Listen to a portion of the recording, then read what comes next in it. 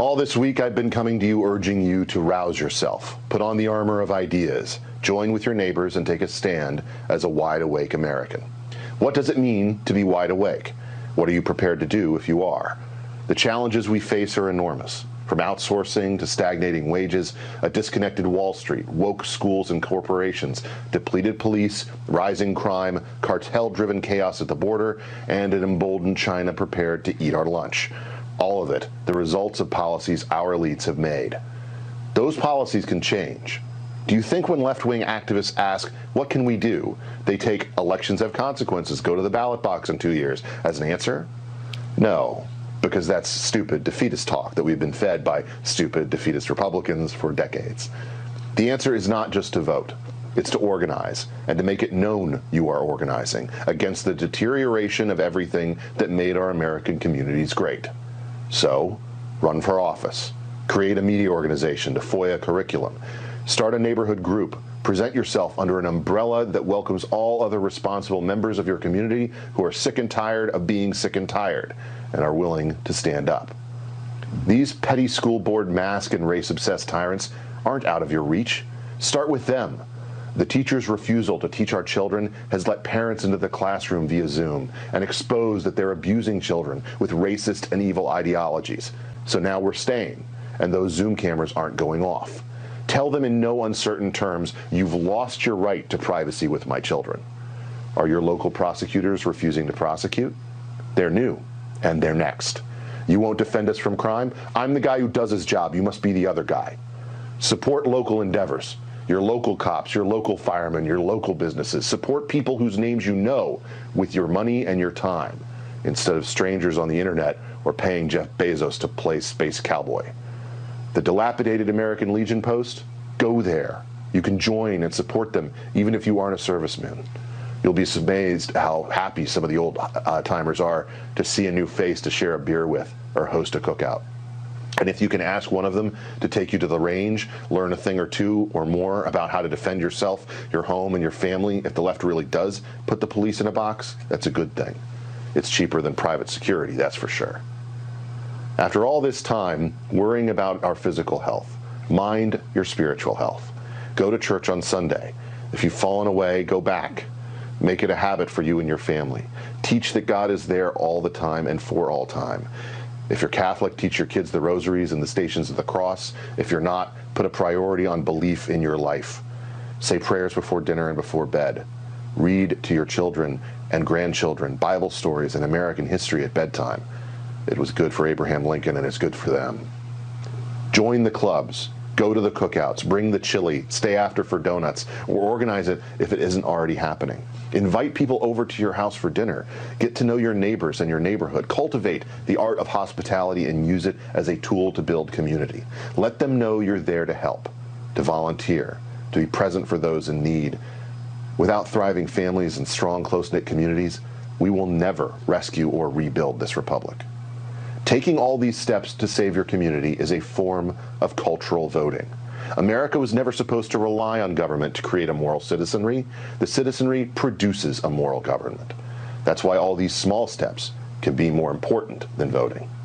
But also understand how far behind we are. Our churches have been demolished by the pandemic. Our institutions are feeble or overrun with wokeness. Our neighborhoods are ravaged by homelessness and drug use. Our schools are full of anti-American race baiters. Our woke military is woefully unprepared for war with China.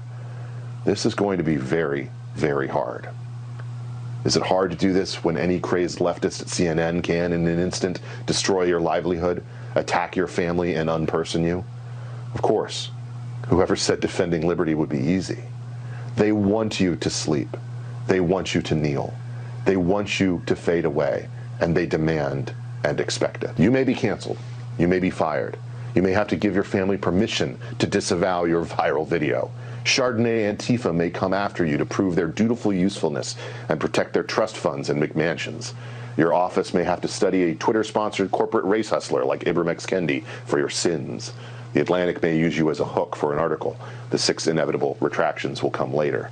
Joy Reid may do an entire segment on you. The least popular person in your sociology class will surely message you on Facebook to let you know about that one. How much easier, how much more comfortable would it be to stay asleep. Enjoy the many worldly benefits of the on-demand economy. And when it comes to politics, stay quiet. Go with the flow. Just play dead, counting the days until you are. Meanwhile, our city streets fill with murderers, set loose as cops desperately call out for backup. Deaths of despair surpass deaths from the China virus. Our birth rate falls below replacement levels. Our children's naturally inquisitive and hopeful minds, stunted already by the mediocrity of their unionized instructors, melt away before us. And somewhere Nancy Pelosi complains her blowout is taking too long. If I could tell you honestly that this moment did not demand much of you, I would. But the hour is late, and the task before us is enormous. So often the left wins because they count on you to stop fighting. Conservatives don't temperamentally believe everything is political, but totalitarians don't take days off. And that's why the Wide Awake movement must be big tent. Successful revolutions demand it. Without Hamilton, we'd be an economic backwater. Without Madison, all states would be the same. Without Jefferson, we'd have no protection for individual freedom. And without Washington, we'd all still be British. That is an ecumenical American tradition we ought to embrace. There are more of us than there are of them, and it's time they felt it. As Edmund Burke recognized, a nation is a partnership between those who are alive, those who have died, and those yet to be born. Or as G.K. Chesterton put it, tradition means giving a vote to the most obscure of all classes, our ancestors. It is the democracy of the dead. Tradition refuses to submit to the small and arrogant oligarchy of those who merely happen to be walking about. Democracy tells us not to neglect a good man's opinion, even if he is our groom. Tradition asks us not to neglect a good man's opinion, even if he is our father. The American crisis can be the opportunity for American renewal. That's why it's worth doing. It's only by doing hard things and overcoming them that we find genuine happiness. In the end, the failure of the Tea Party was that it didn't go far enough. Subsumed within the Republican Party, it became just one more aspect of a partisan mission to change America. The Wide Awakes of today must be something more. This is a movement that is larger than one political party because it traces its motivation back to the fundamental understanding of the relationship between the citizen and the state. There are some who mean to rule you, who believe you will always capitulate, you will always kneel, you will always sleep, so that they can do what they will. How scared do you think they will be when you show them what you are made of? When you show them you are wide awake? On that day, they will be right to be afraid. I'm Ben Domenech, and this is the American Crisis.